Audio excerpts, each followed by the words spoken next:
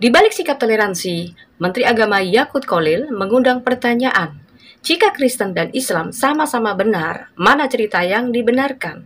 Cerita dari Lauh Mahfuz atau dari sejarah? Assalamualaikum, salam. Selamat sore, salam sejahtera untuk kita semua. Bahwa umat Kristen ini adalah pemilik saham di Republik yang kita cintai. Pesan saya, karena punya saham jangan sampai nggak kebagian dividen. Punya saham nggak dapat dividen itu keterlaluan. Jadi benar apa yang dikatakan oleh Pendeta Jeki tadi, bahwa umat Kristen ini bagian yang tidak terpisahkan dari sejarah Republik ini. Sejarah Republik ini tidak akan pernah ada kalau tidak ada umat Kristen. Jadi berbanggalah saudara-saudara saya umat Kristiani, dan jadikanlah Indonesia ini kebanggaan bagi kita semua. Berikutnya saya ingin menyampaikan, mungkin ada yang belum tahu, saya ini Muslim. Karena terlalu sering masuk gereja saya ini. Kalau ada yang belum tahu, saya ini Muslim. Dan saya meyakini kebenaran agama yang saya peluk. Di saat yang sama, saya juga berharap saudara-saudara saya umat Kristiani ini juga meyakini bahwa agama yang dipeluknya adalah kebenaran. Antara saya yang Muslim dan saudara-saudara saya umat Kristiani ini, meskipun berbeda keyakinan, meskipun memiliki keyakinan atas kebenaran yang berbeda, tetapi di saat yang sama juga tidak boleh ada yang menghalangi kita bersaudara satu dengan yang lain. Baik, kami sangat berterima kasih atas kepedulian Pak Menteri atas sikap toleransinya terhadap umat Kristen Indonesia untuk mengakui keyakinan kami sebagai kebenaran. Dan kami setuju walaupun kita berbeda keyakinan, tetapi kita tetap saudara sesama manusia. Itu sebabnya Alkitab tidak pernah mengajarkan kebencian terhadap sesama manusia, melainkan kasih, walaupun kita memiliki perbedaan di dalam berkeyakinan. Hanya pertanyaannya, bagaimana jika dalam kitab Anda justru mengajarkan ajaran sebaliknya? 1. Dalam Quran Surat Al-Maidah ayat 14, Allah menimbulkan kebencian terhadap orang Nasrani sampai kiamat. Dan di antara orang yang mengatakan sesungguhnya kami ini orang-orang Nasrani, ada yang telah kami ambil perjanjian mereka, tetapi mereka melupakan sebagian dari apa yang mereka telah diberi peringatan dengannya. Maka kami timbulkan di antara mereka permusuhan dan kebencian sampai hari kiamat, dan kelak Allah akan memberitakan kepada mereka apa yang mereka kerjakan. Pertanyaannya, apakah umat Islam mengatakan ayat ini harus dilihat asbabun nuzulnya ketika ayat ini turun?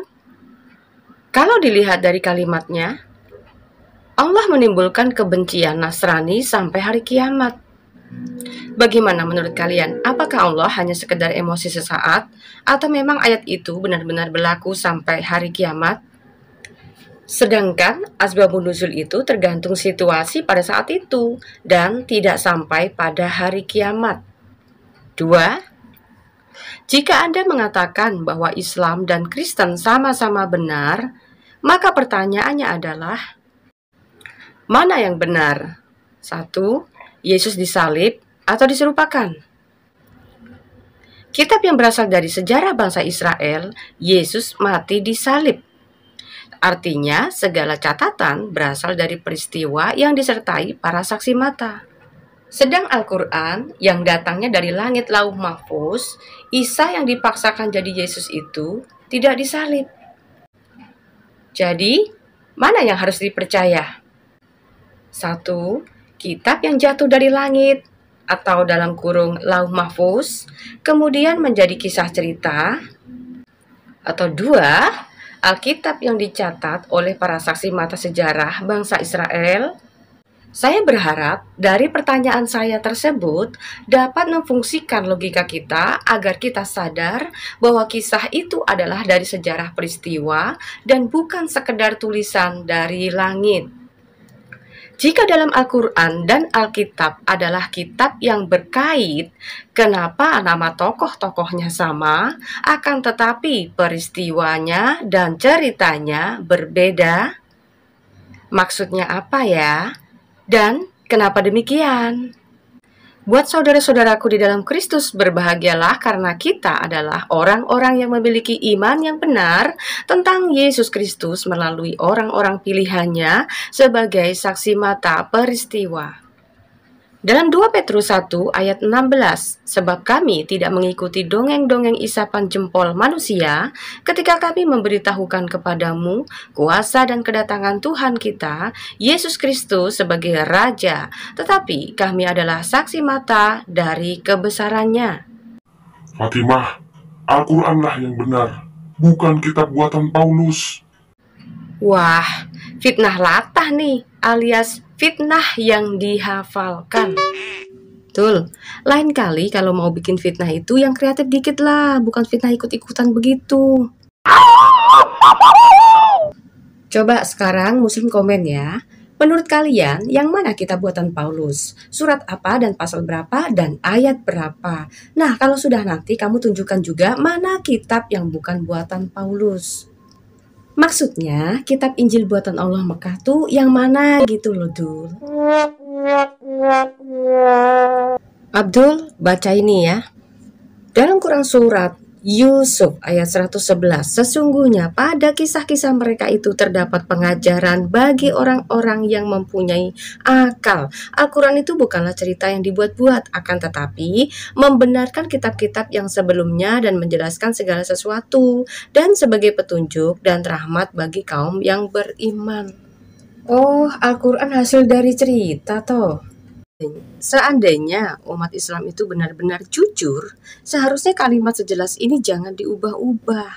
Al-Quran bilang bahwa kisah-kisah di bangsa Israel itu terdapat pengajaran bagi orang-orang yang punya akal. Begitu tadi katanya, cerita yang tidak dibuat-buat, katanya begitu. Orang yang punya akal itu mempercayai setiap kisah-kisah para nabi itu berdasarkan sejarah peristiwa dan bukan tulisan dari langit, apalagi dari cerita-cerita. Saya berbahagia Bapak Ibu sekalian sekali lagi, dan mari kita memohon kepada Tuhan, Indonesia ini juga menerima rahmat kebahagiaan dari kebahagiaan yang kita rasakan sekarang ini.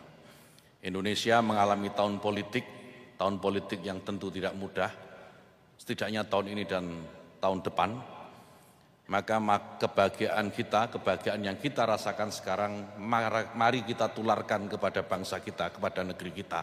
Sehingga Indonesia memasuki tahun-tahun politik yang mungkin kalau bahasa presiden ini hangat-hangat kuku, sedikit memanas gitu ya. Karena kebahagiaan, keceriaan saudara-saudara umat Kristiani ini, Indonesia akan tetap baik-baik saja. Nah, harapan kalau cuma perkataan sih nggak ngefek, Pak. Karena tahun politik selalu nyari tumbal baru. Tumbalnya itu biasanya para Kristuber. Kalau istuber sih santai-santai aja tuh, biarpun menghujat kekristenan, nggak ada tuh yang dipenjara. Jadi, kalau cuma bikin adem dalam gereja doang, itu tidak ngaruh, Pak. Tapi kalau boleh nanya sih Pak ya, kenapa ya setiap kali orang Islam bikin kaligrafi Arab, tauhid gitu ya, selalu memakai simbol pedang? Ada apa dengan kalimat tauhid serta pedang? Apakah makna dan artinya?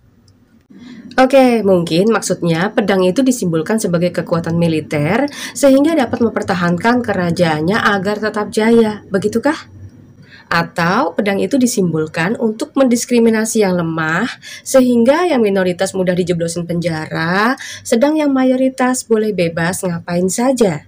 Atau gimana? Silahkan mungkin pemirsa yang akan menilainya.